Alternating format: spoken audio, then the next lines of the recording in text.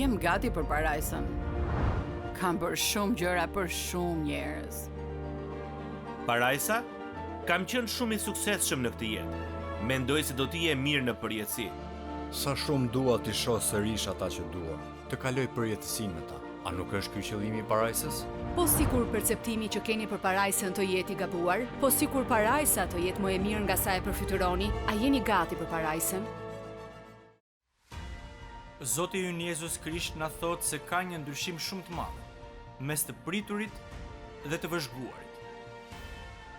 Në fakt, ai na e bën shumë të qartë dallimin mes të priturit dhe të vëzhguarit te Mateu 24 dhe 25.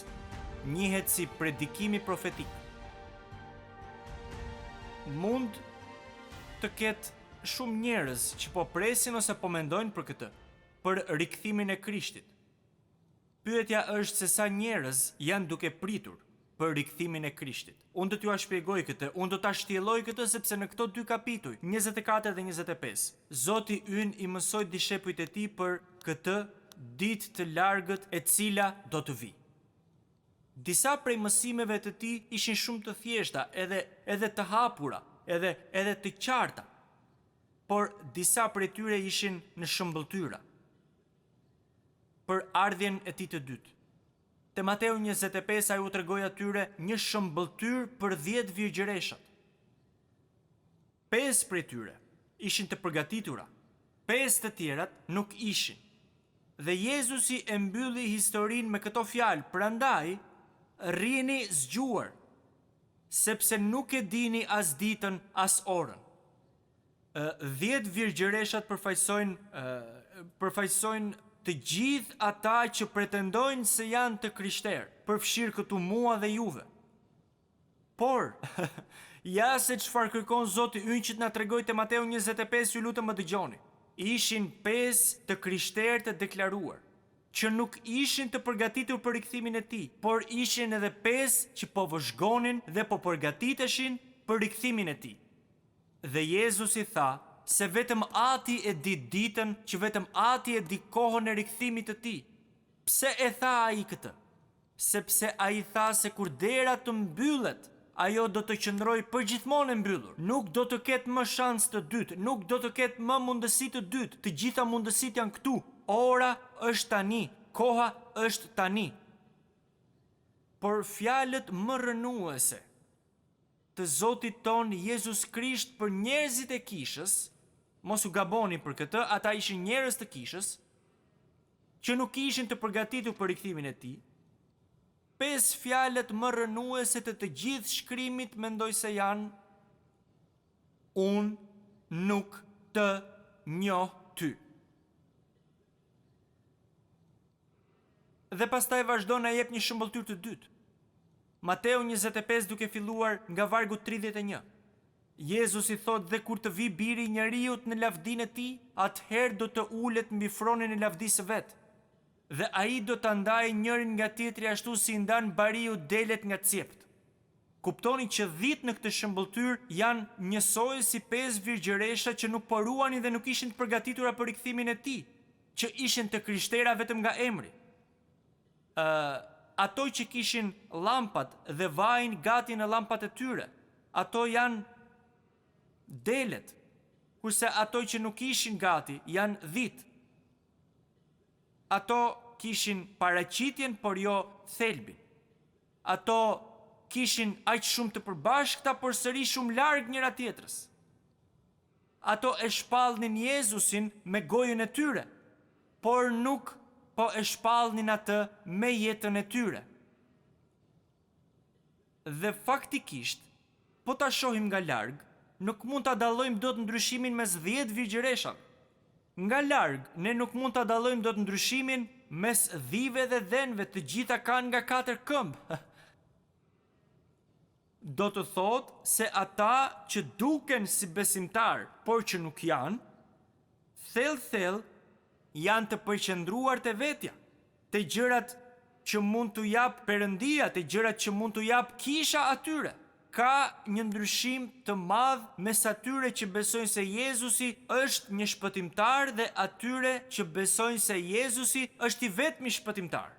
Ata që shkonin në kish, por zemra e tyre ishte në botën e jashtme. Ata që mund të flasin nga foltorja e kishës, por që predikojnë një ungjill të rrem, që predikojnë një mesazh të rrem, predikojnë një mësim të rrem. Ju lutem më dëgjoni pak. Jezusi ka folur për delet edhe në pjesë të tjera të shkrimit. Ai thot, delet e mia e dëgjojnë zërin tim. Unë i njoh ato, dhe ato më njohin mua dhe ato më ndjekin. Pra ai me këtë po thot më ndiqni mua, ato më binden mua.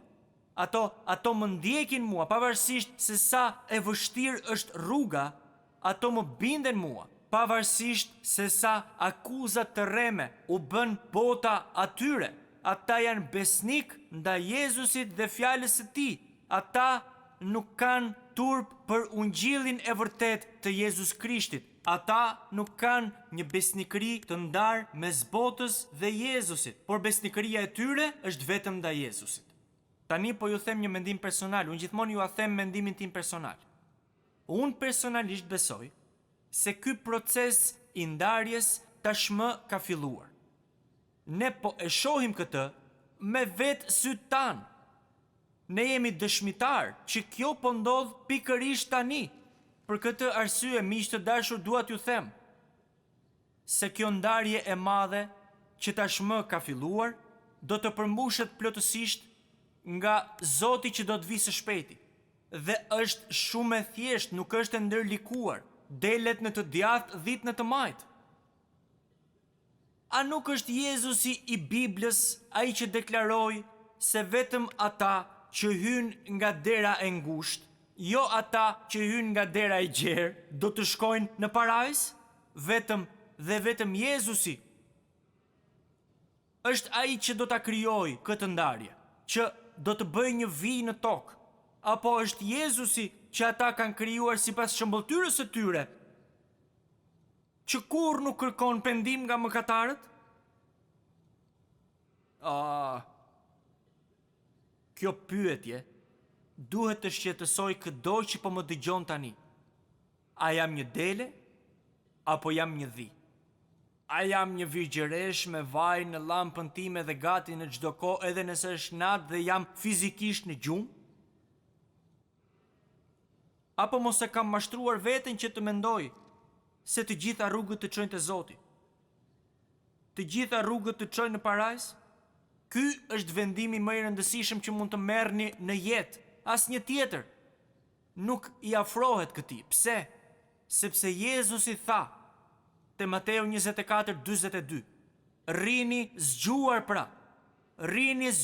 pra, sepse nuk e dini në cilën orë do të vijë Zoti juaj. Dhe pastaj Jezusi vazhdon dhe na e shpjegon këtë shëmbulltyr duke na thënë se rikthimi i tij do të jetë si një vjedhës natën. Unë e kam thënë këtë shumë herë më parë. Në lindjen e mesme shumica e vjedhjeve ndodhni gjatë natës kur njerëzit janë të lodhur dhe në gjumë. Gjatë ditës dikush është në shtëpi. Dhe për këtë arsye ata e kuptonin se kur vinte vjedhësi natën dhe çfarë dëmesh ai në fakt mund të krijonte. Ata që janë plotësisht të papërgatitur, ata që nuk po presin. Ata që janë shpirtërisht në gjumë, jo fizikisht, po shpirtërisht në gjumë. Ata jo vetëm që do të befasohen, por ata do të rënohen.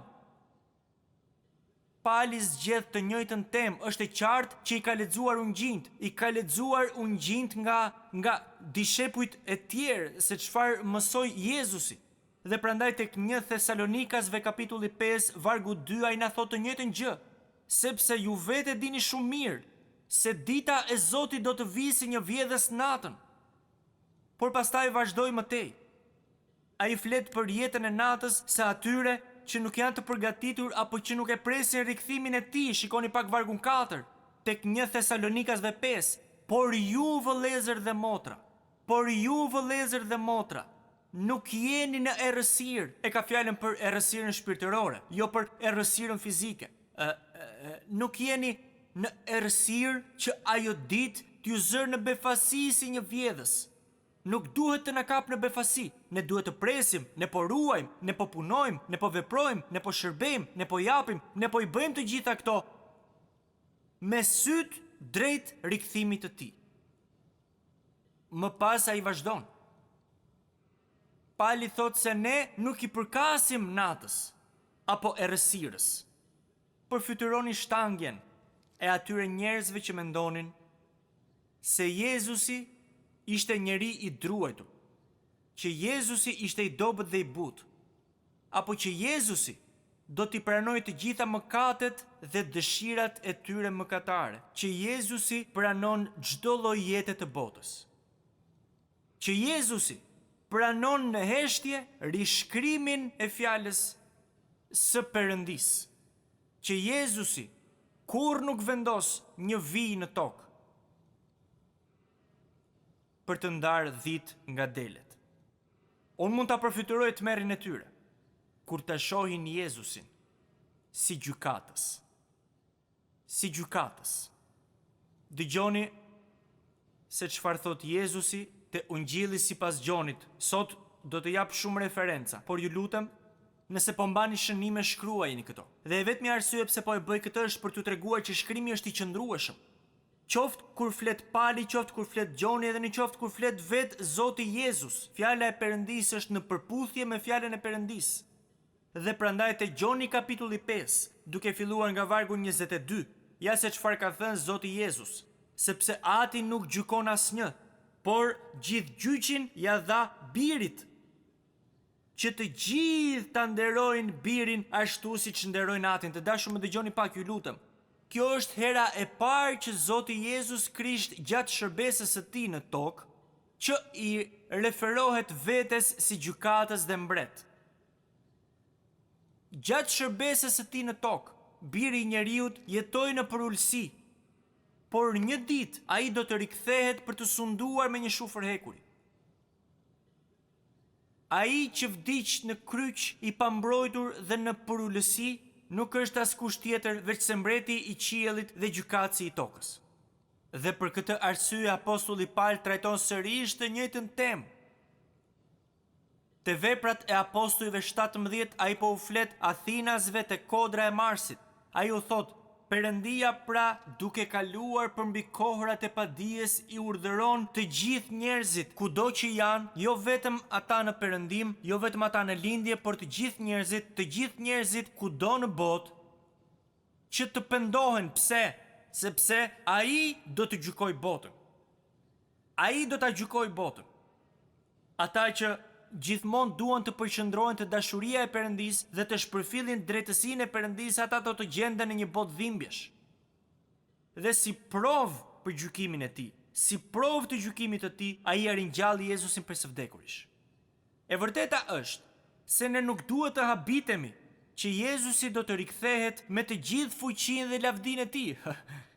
Por në fakt ne duhet të habitemi që Jezusi të vinte në përulësi dhe me hirin e tij për të vdekur për ne dhe për të na dhënë dhuratën e shpëtimit. Ne nuk duhet të mahnitemi që ai do të gjykojë botën, por është më mirë që ne të habitemi që ai ofroi amnisti dhe ofroi falje për çdo mëkatar të penduar. Por ka edhe diçka tjetër në lidhje me rikthimin e Zotit që nuk dua t'ju shpëtoj. Te Zbulesa kapitulli 20, vargjet 11 dhe 12. Pastaj pash një front të madh të bardhë dhe atë që ulej mbi të, nga prania e të cilit iku dheu dhe qielli, dhe nuk u gjet vend për ata. Vargu 12. Dhe pash të vdekurit të mëdhenj të vegjël që rrinin në këmbë përpara Perëndisë, edhe librat u hapën. Unë mendoj se të gjithë kemi një libër. Unë besoj se imi është shumë i trash, sepse jam falur shumë. Dhe u hap një libër tjetër, që është libri i jetës. E dini që hera e parë që lexojmë për librin e jetës është Psalmi 69? Psalmi 69. Aty Davidi i therret Zotit. Lexojeni kur të shkoni në shtëpi, lexojeni, është një psalm i mrekullueshëm. Ai po mbytej në një det të lashesh. Dhe armiqtë e tij ishin sulur kundër tij. Ai i përgjërohet Perëndisë që ta mbrojë çështjen e tij. Ta mbrojë kundër armiqve të tij. Dhe kur shkruan për armiqtë e tij, ai thot, "Shto këtë faj të tyre." Dhe mos arrifshin kur të kenë pjesë në drejtësinë tënde, duke qartë që Davidi ishte i irrituar. Ai thot, "U shofshin nga libri i jetës." Kjo është hera e parë që dëgjojmë për librin e jetës. Në librin e zbulesës, libri i jetës përmendet 6 herë. 6 herë, përfshirë edhe pasazhin që sapo ju lexova. Dëgjoni se si vetë Zoti Jezus Krisht e përshkruan këtë skenë. Te Mateu 7:22 dhe 23. Ja se si e përshkruan vetë Zoti ynë Jezus këtë skenë. Shumë do të më thonë atë ditë, o Zot, a nuk predikuam ne në emrin tënd? A nuk profetizuam ne në emrin tënd? A nuk i dëbuam demonët në emrin tënd? A nuk kemi bërë shumë vepra të fuqishme në emrin tënd? Dhe atëherë unë do t'u sqaroj atyre. Unë s'ju kam njohur kur. Te Luka 6, vargu 56, Jezus i thot, "Përse më thirrni Zot, Zot, dhe nuk bëni atë që ju them? Kur ju shkoni drejt e kundër fjalës sime, kur ju doni të ndiqni tekat dhe dëshirat tuaja, kur ju doni që të ndiqni rrjedhën e kulturës." Të dashur miq, këtu kemi një skenë tejet kthjelluese. Këta njerëz po e quanin Jezusin Zot. Dhe sërish ai u thot, "Unë s'ju kam njohur kur." Nëse nuk na mban kjo vigjilent dhe të kthjellet, nuk e di se çfarë tjetër. Nëse nuk na paralajmëron kjo kundër mësuesve të rrem dhe profetëve të rrem, nuk e di se çfarë tjetër. Nëse nuk na bën kjo që të mos bëjmë kur kompromis me fjalën e tij, nuk e di se çfarë tjetër. Sa ditë tragjike do të jetë ajo për një numër të pafund njerëzish që nuk kanë menduar kurrë për përjetësinë e tyre. Njerëz të panumërt që kanë supozuar se janë mjaftueshëm të mirë për Perëndin, njerëz të panumërt që kanë menduar se do të shkojnë, që po i bëjnë nder Perëndis, kur mbjellin dyshime në mendjen e njerëzve dhe zemrën e njerëzve për pjesë të shkrimit. Është e vërtet, mendojnë se po i bëjnë nder njerëzve. Thonë se kjo është vetëm një mënyrë për të arritur brezin e ardhshëm. Njerëz të pafund që kanë menduar se e kanë bërë pjesën e tyre, që hynë edhe dalin nga kisha me raste. Njerëz të pafund që e kanë kremtuar lindjen e Krishtit çdo Krishtlindje. Njerëz të pafund që janë dhi, por që janë fshehur mes deleve. Njerëz të pafund që e kanë mashtruar veten duke menduar se janë dele, por që kanë qenë gjithmonë dhi. Vetëm ju e dini këtë në zemrën tuaj. Vetëm ju e dini. Në kontrast me këta, ata që rrëfejnë dhe pendojnë për mëkatet e tyre, ata që e kanë pranuar mëkatin e tyre dhe dëshpërimin e tyre larg Perëndis, ata që e kanë pranuar me mirënjohje dhe falënderim që Jezusi pagoi për ta në kryq, ata që çdo ditë rriten në intimitet me Krishtin, ata që kërkojnë t'i binden të gjithë fjalës së tij, sa pjesëve të Biblës, të gjithë fjalës së tij, ditën edhe natën. Ata do të trashëgojnë gëzimin në prani të Perëndis. Unë dhe ju e dim që kemi besimtar të vërtet, kemi edhe të krishterë nga kultura. Ka dele, ka edhe dhi. Prandaj pyeteni veten, ku qëndroj unë? Ku qëndroj unë? Ku qëndroj unë? Pyeteni veten, a është i shkruar emri im në librin e jetës? Bibla na jep një siguri të plot që ju mund ta dini këtu dhe tani që emri juaj është i shkruar në librin e jetës. Sepse Jezusi e ka thënë këtë. Nuk e kam thënë unë. Pyeteni veten, nëse po jetoni ditën dhe natën në bindje të plot Bindja vjen për shkak të mirënjohjes, për shkak të falënderimit që jemi të shpëtuar përjetësisht, që jemi përjetësisht të dashur nga Perëndia. Vetëm ju mund t'i përgjigjeni kësaj. Tek 2 Timoteu kapitulli 3 vargu 1 deri te vargu 5. Dhe dije këtë, në ditët e fundit do të vinë kohë të vështira. Përfytyrojeni kohë më të vështira nga ato me të cilat po përballemi tani. Ai thot sepse njerëzit do të jenë egoist, lakmues parash, mburravec, krenar, blasfemues, të pabindur ndaj prindërve, mosmirnjohës, të paudh, pa dashuri të natyrshme, të papajtueshëm, shpifës, të papërmbajtur, mizor, që se duan të mirën, tradhëtar, kokshkret, fodull, dëfrimdashës më fort se perëndidashës, të perëndishëm në dukje, por mohues të fuqisë së saj. Edhe nga këta largohu. I mbyll, thonjë Zot. Një nga dallimet e mëdha mes besimtarëve të vërtetë dhe atyre që ngjajnë si të tillë,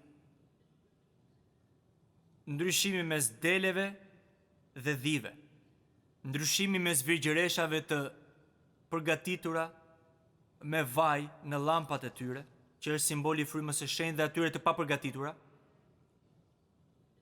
Ndryshimi është i madh. Besimtarët dhe ata që e duan Zotin Jezus, emrat e të cilëve janë shkruar në librin e jetës, janë njerëzit që e jetojnë jetën e tyre duke patur qiellin në mendje. Dëgjoni, nëse kam patur qëllim të bëj diçka gjatë kësaj serie me mesazhe, nëse kam dashur me gjithë zemër të bëj diçka, ajo është që t'ju komunikoj një lloj ndjesie urgjence. Urgjencë për ta jetuar jetën tonë duke pasur përjetësinë në mendje. Anthony Ashley Cooper ka qenë konti i 7 i Shaftesburyt. A i përmbushi shumë reforma, në fakt disa prej këtyre gjërave as nuk njihen në shoqërinë e sotme. A i reformoi i vetëm ligjin e punës për fëmijët. A i ndaloi me të vërtet atë që në atë kohë njihej si trafiku i opiumit, që ishte i shfrenuar gjatë kohës së tij. A i ndihmoi lëvizjen ungjillore brenda kishës së Anglisë dhe bëri shumë gjëra të tjera. Dëgjoni se çfarë ka thënë ai. Ai tha, unë nuk mendoj se gjatë këtyre 40 viteve të fundit të kem jetuar qoftë edhe një orë zgjuar, e cila nuk është ndikuar nga mendimi për rikthimin e Jezus Krishtit. Ky njeri e zbatoi fjalën e Jezusit, tregtoni derisa të kthehen. Kjo do të thotë të shërbejmë, të japim, të punojmë, të sjellim lavdi emrit të tij, ndërsa presim që ai të vijë.